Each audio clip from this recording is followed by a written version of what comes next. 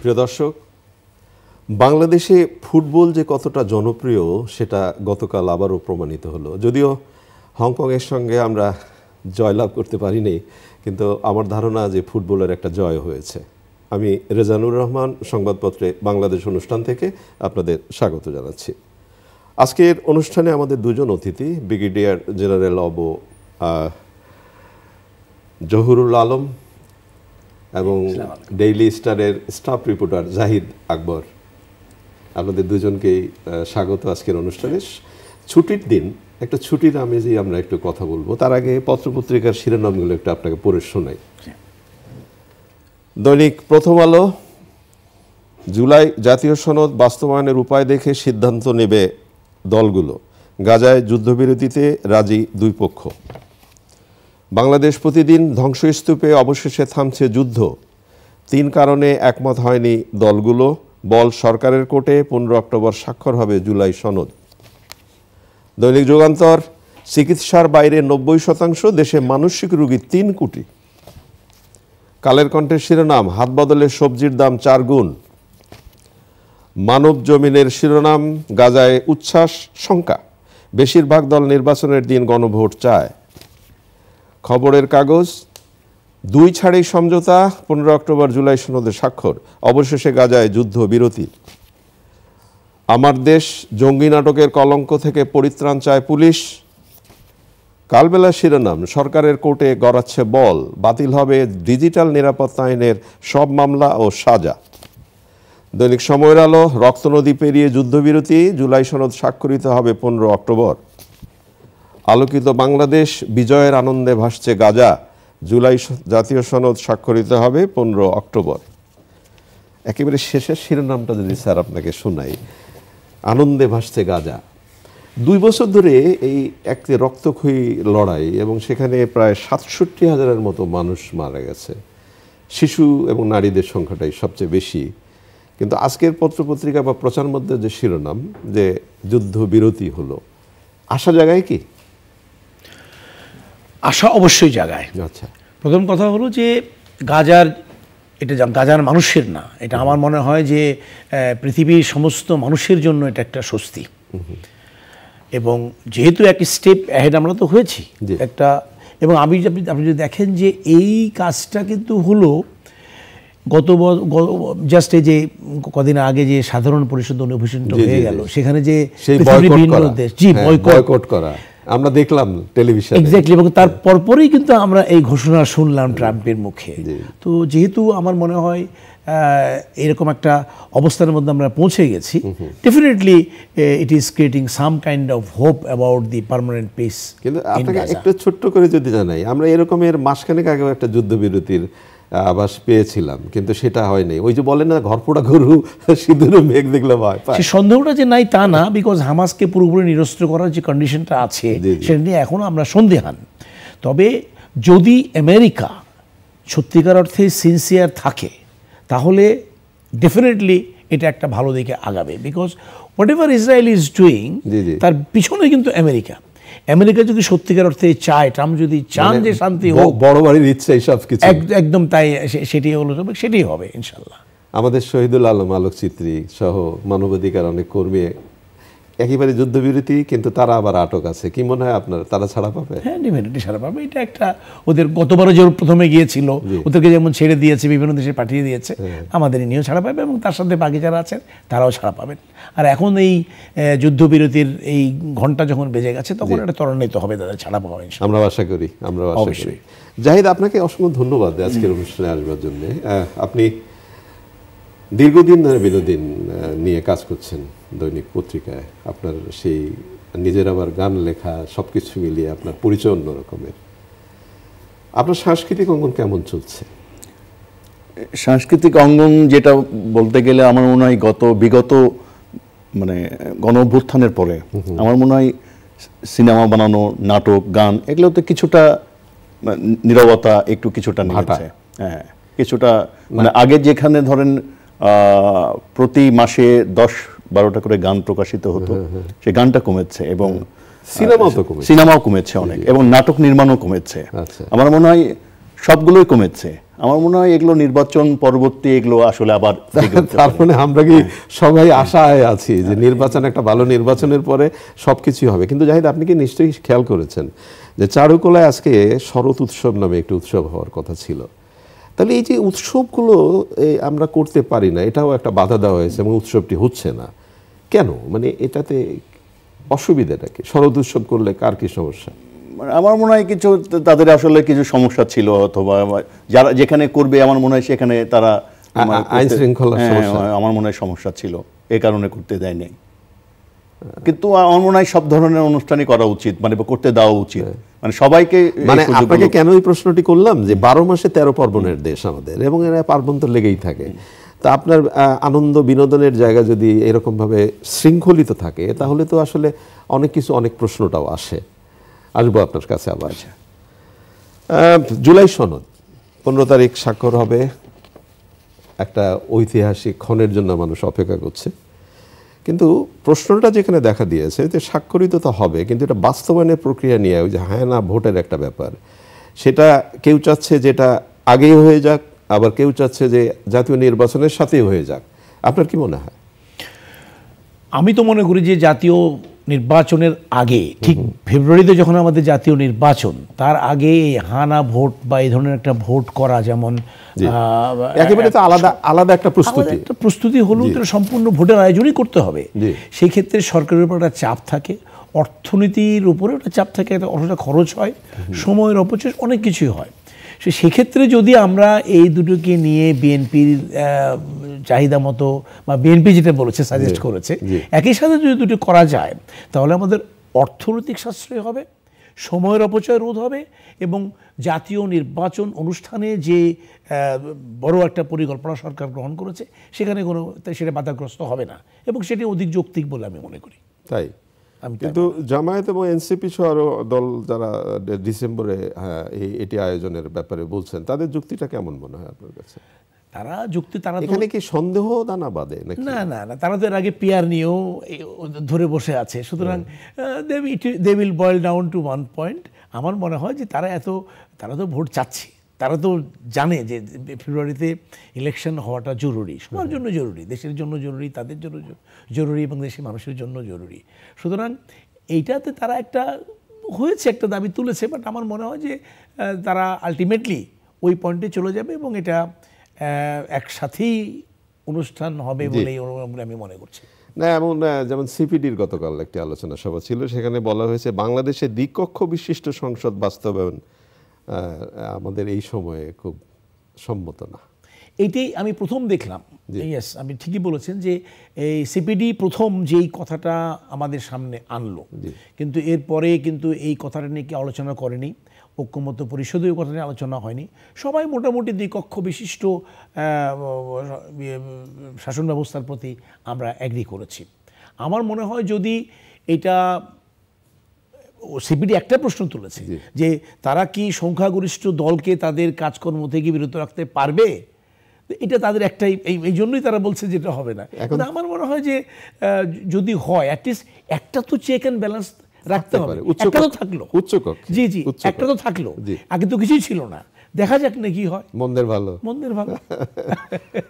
জাহিদ, আজকে প্রথম আলোতে বিশেষ একটা রিপোর্ট হয়েছে, এবং এই রিপোর্টটি খুব আমার কাছে মনে হয়েছে যে এই আলোচনাগুলো হওয়া খুব জরুরি। সুজন সখী এবং লাঠিয়ালের 50 বছর হয়ে গেছে, সুজন সখীর এই যে 50 বছর হয়ে গেল। কেন এই সংবাদগুলো একটু আসা জায়গায় কেন যে আমাদের ঐতিহ্যের জায়গাগুলো একটু আলোচনা করা, আপনার কি মনে হয়? এবং আলোচনা মানে কি, এই জিনিসগুলো বেশি বেশি আমাদের পত্রপত্রিকায় এবং অনলাইনে বা গণমাধ্যমে এই জিনিসগুলো বেশি বেশি আসা উচিত। এবং যেমন লাঠিয়ালের কথা বললেন আপনি, নয়নমণির কথা বললেন, মানে আপনি চিন্তা করতে পারেন যে মিতার সেই সিনেমা লাঠিয়াল, স্যারও নিশ্চয়ই আপনি খেয়াল করবেন যে কি পরিমাণ একটা শক্তিশালী সিনেমা মানুষকে উদ্বুদ্ধ করবার ক্ষেত্রে। তো এই আলোচনাগুলো তো থাকা উচিত, এবং আলোচনাগুলো খুব বেশি বেশি করে, মানে আমার মনে হয় সিনেমা, আপনি হয়তো জানেন কি, আপনার সাথে আমি কথা বলছিলাম এই সিনেমা হলগুলো নিয়ে। 2020-এ আমাদের দেশে 250টা সিনেমা হল ছিল, 2020-এ 5 বছর পরে এখন হলের সংখ্যা মাত্র 50টা। আপনি চিন্তা করতে পারেন যে মাত্র কয়েক বছরের মধ্যে সিনেমা হল নেই, নেই। তার মানে সিনেমা থাকবে না। মানে কখনো কখনো মনে হয় আমার কাছে যে সিনেমা একসময় বোধহয় ওই আলোচনার মধ্যেই থাকবে, এই দেশে সিনেমা ছিল। আপনার কি মনে হয় স্যার? না, তা ঠিক না। তাহলে সিনেমা যে নাই তা ঠিক না, অন্য মাধ্যমে অন্যভাবে এটা মানুষের মানে আপনি সামনে বলতে আসছে। যাচ্ছেন যে আমি মোবাইলে তো সিনেমা দেখি, সিনেমা হলে যাব না? এখন দেখেন অনেক তো কিছু সিনাপ্লেক্স হচ্ছে, কিছু জি, কিছু জি, জায়গায় হচ্ছে, এটা তো ফুল স্ক্রিন সিনেমা দেখায়। আগে কিন্তু আমাদের ক্যান্টনমেন্টে কিন্তু একটা সিনেমা হল ছিল, সেটার জায়গায় এখনো শুধু সিনেমা হল ছিল না, matinee show, evening show, night show, এইসব শো তো ছিল এক সময়। রাইট, এইগুলো কমে গেছে একটু। তো আমার মনে হয় যে যদি ওই যে অনেকেই ওনারা হয়তো একই কথা বলবেন যে যদি কোয়ালিটি সিনেমা তৈরি হয়, যদি এই সিনেমাগুলো মানুষকে ধরে রাখার মতো ক্ষমতা রাখে, তাহলে ডেফিনেটলি সিনেমা উইল টেক।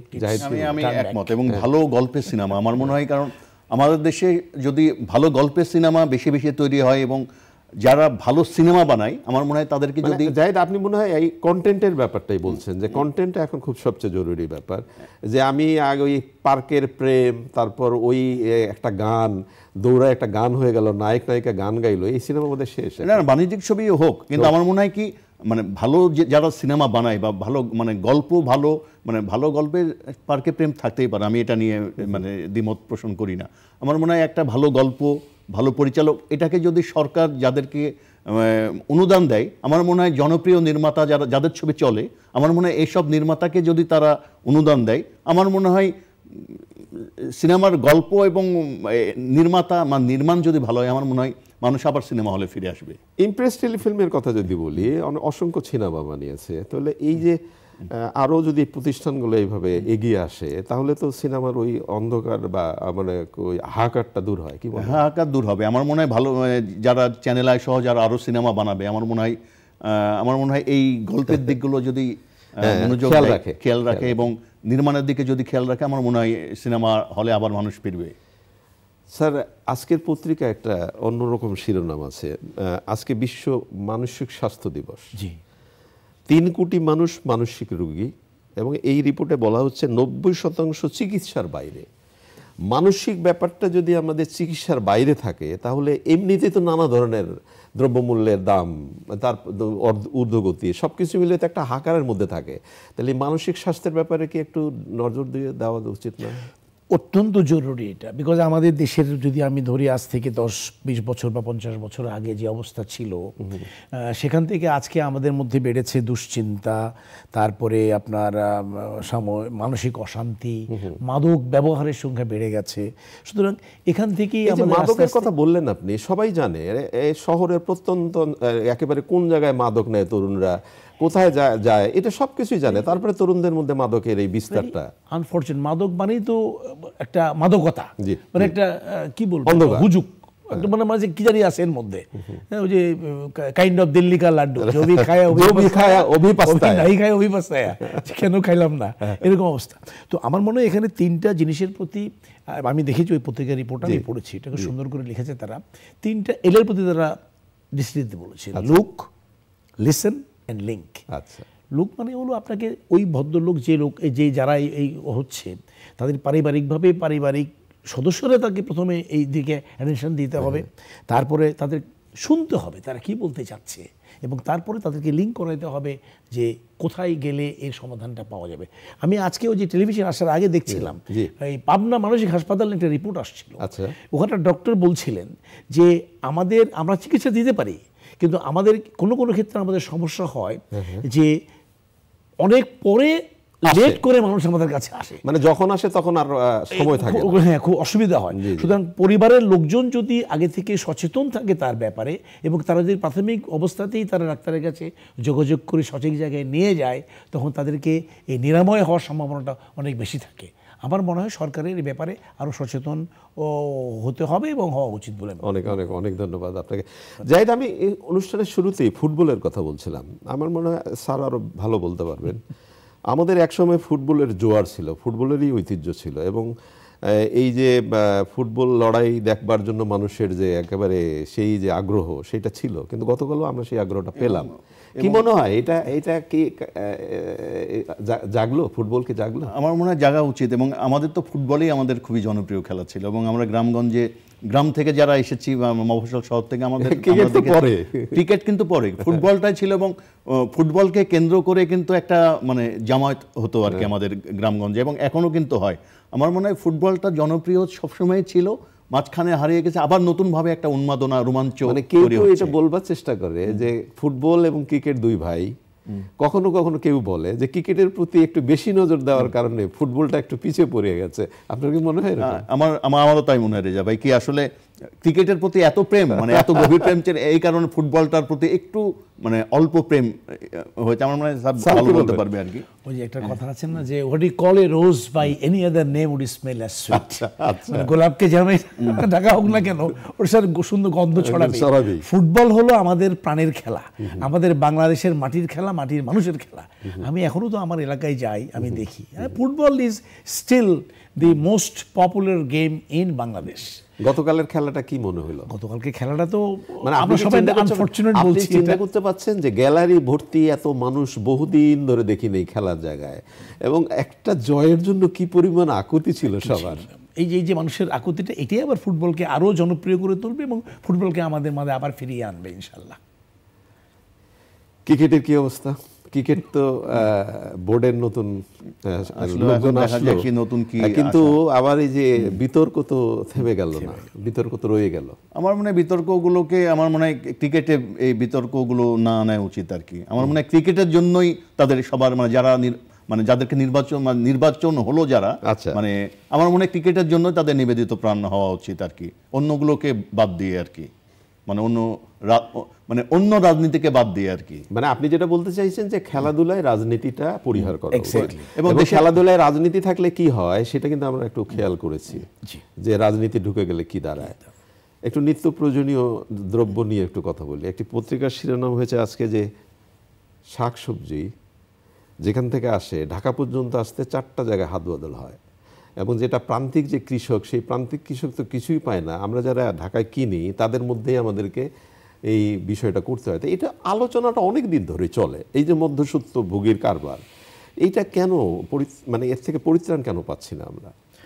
এটাকে আমার মনে হয় যে সরকারকে আরও বেশি, বা যারা এটা কন্ট্রোল করছেন অ্যাডমিনিস্ট্রেশন, তাদের এদিকে আর একটু সতর্ক হওয়া উচিত বলে মনে করি। এটা একটা এজ ওল্ড প্রবলেম, এটা কিন্তু নতুন না।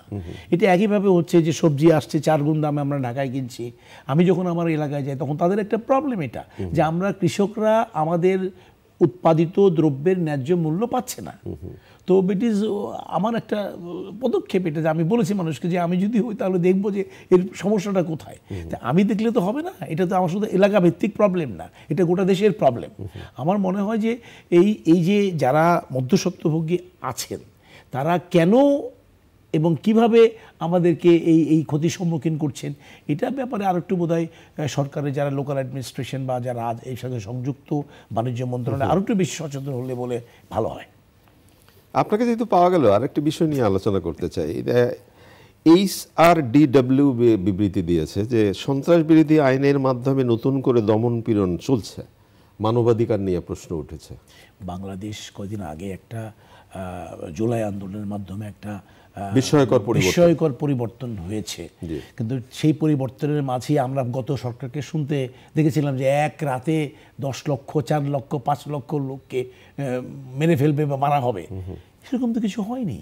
তো এরকম একটা বিপ্লবের পর এখন পর্যন্ত বেআইনিভাবে কোনো কিছু লোক ধরা পাকড়া হয়েছে, মারা গেছে, আমাদের কানে আসেনি। তাছাড়া এই সরকার তো কোনো পলিটিক্যাল সরকার না, তার তো ওই এজেন্ডাই নাই যে মানুষের উপর অত্যাচার করবে বা অন্যায়ভাবে কোনো কিছু করবে। তারপরেও যখন একটা রিপোর্ট এসছে, হয়তো কোনো না কোনো তথ্য তাদের কাছে আছে। আমার মনে হয় আইনশৃঙ্খলা রক্ষাকারী বাহিনী যারা আছে তারা এবং সরকারকে আরও একটু সচেতন হতে হবে, যাতে করে কোনোভাবেই মানবতা বিরোধী বা এই ধরনের কোনো কাজের সাথে আমাদের আইন শৃঙ্খলা বাহিনীর সদস্যরা আর না জড়ায়। জাহিদ, একটা সময় বিষয়টা এরকমই ছিল যে মধ্যবিত্ত পরিবারও মঞ্চনাটক দেখতে যেত, তাদের বিনোদন কাটবার জন্য তারা সিনেমা হলে যেত, তো এখন আমাদের বিশেষ করে অন্তত ঢাকা শহরের কথাই যদি বলি, বিনোদনের জায়গাগুলো আস্তে আস্তে আস্তে সংকুচিত হচ্ছে। এবং যদি ধরি মিরপুর থেকে একটা মানুষ শিল্পকলা নাটক দেখতে আসবে, তার পক্ষে সম্ভব না যানজটের কারণে। তো বিনোদন যদি আনন্দ বা বিনোদন যদি না থাকে, তাহলে পাবলিক বা সাধারণ মানুষের কি বলবো, তারা কি করবে? মানে কি ঘরে বসে থাকবে? আমার মনে হয় রেজা ভাই, যেটা কি আমার বিনোদন এলাকা ভিত্তিক, মানে ঢাকা শহরের বিভিন্ন, মিরপুরে একটা মঞ্চ দরকার, উত্তরায় একটা মঞ্চ দরকার, এবং ঢাকা শহরের যে মানে বিভিন্ন মানে ভালো ভালো স্পটগুলো আছে, আমার মনে হয় এইসব জায়গায় যদি সাংস্কৃতিক কেন্দ্রগুলো গড়ে ওঠে। আপনি যেটা সেন্ট্রালাইজ কথা বলছেন, যে প্রত্যেকটা জায়গায় এখন সময়ের প্রয়োজনে উত্তরায় সেরকম একটা ঢাকা শিল্পকলার যেমন সুবিধা আছে, উত্তরায় সেরকম থাকা, যাত্রাবাড়িতে থাকা। আপনি সিনেমার বিষয়টা দেখেন, সিনেপ্লেক্স উত্তরায় হয়েছে। আবার এরকম আমার মনে হয় মানে মঞ্চের যে বিষয়টা, কারণ মঞ্চ আমাদেরকে কিন্তু অনেক কিছু শেখায়, এটা আপনিও ভালো জানেন আমার চেয়ে, কারণ আপনি দীর্ঘদিন মঞ্চের সাথে জড়িত আছেন। আমার মনে হয় এই মঞ্চগুলো উচিত কি সিনেপ্লেক্সের মতো মঞ্চগুলো ঢাকা শহরের বিভিন্ন জায়গায় ছড়িয়ে ছিটিয়ে মানে তৈরি করা। শুধু না স্যার, যেটা প্রথমে বলছিলেন যে সিনেমা হল তো বিভিন্ন ঢাকা দেশের বিভিন্ন অঞ্চলে সিনেপ্লেক্স করার একটা প্রক্রিয়া, আমরা খালি শুনি যে হবে, কিন্তু হয় না। তো এই বিনোদনের জায়গাগুলোকে যদি আমরা ইগনোর করি, যে বিনোদন আনন্দই যদি না থাকে, তাহলে আপনি ভালো কাজ করবার সেই শক্তিটা পাবেন। আমার মনে হয় রেজা ভাই, বিনোদন যদি মানে সংস্কৃতি যদি আমাদের ভিতরে জাগ্রত না হয়, আমার মনে হয় মানে কোনো দেশই আমার মনে হয় এগিয়ে যায়। এই যে আপনি শরৎ উৎসব করতে দিলেন না, বা যাই হোক করলেন না, তাহলে এই করতে দেবেন না, কিছুই করলেন না, তাহলে আমরা কি করব? স্যার কি মনে হয় আপনার? না, এটা এই ধরনের কোনো সাংস্কৃতিক কার্যক্রমে আমি জানি না কেউ বাধা সৃষ্টি করেছে কিনা, বা তাদের নিজস্ব কোনো সমস্যার জন্য এটা বন্ধ হলো কিনা, বাট না করাটাই উচিত। আমাদের ওই যে, বা আপনি প্রথমে বললেন না, 12 মাসে 13 পার্বণের দেশ, আসলে তো আমরা তাই করেছি, আগেও করেছি। সুতরাং এখানে কোনো ধরনের বাধা আসুক এটা কেউ কাম্য করে না, এবং মানুষকে অবশ্যই বিনোদনের দিকটাকে ছেড়ে দিতে হবে। তাহলে তো বিনোদন চাই মানুষ সবসময়, তো একটা মানুষ তো যন্ত্রণা, কাজ করতেই হবে। সুতরাং আমার মনে হয় যে এই কাজটা, এই যে বিনোদনের যে বিষয়গুলো, এখানে কোনো ধরনের বাধা সৃষ্টি যদি কারো পক্ষ থেকে হয়ে থাকে, সেটা আমরা ডিসকারেজ করব। আমার মনে হয় যে সেদিক থেকে তারা ফিরে এসে বিনোদনের মতো চলুক, যারা অর্গানাইজ তার মতো চলুক। এখানে যদি কোনো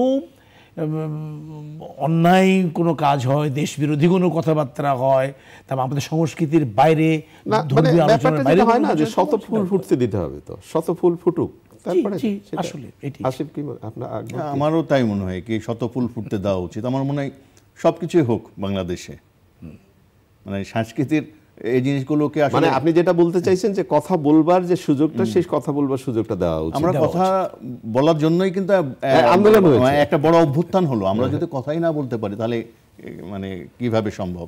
স্যার আপনাকে অসংখ্য ধন্যবাদ। আপনাকে অসংখ্য ধন্যবাদ। প্রিয় দর্শক, আমরা আমাদের প্রিয় দুই অতিথির সঙ্গে আলোচনা করলাম অনেকগুলো বিষয় নিয়ে। সংস্কৃতি ছিল আজকে গুরুত্বপূর্ণ অংশ। আমরা একটা বিষয়ে খুব জোর দিয়ে বলতে চাই, আনন্দই যদি না থাকে, বিনোদন যদি না থাকে, তাহলে অনেক কিছুই আমরা ভালোভাবে করতে পারবো না। বিনোদনের জায়গাগুলোর যে একেবারে বাধা, সেই বাধাগুলো অতিক্রম করা খুবই জরুরি। ভালো থাকবেন, আগামীকাল নিশ্চয়ই আবার কথা হবে। খোদা হাফেজ।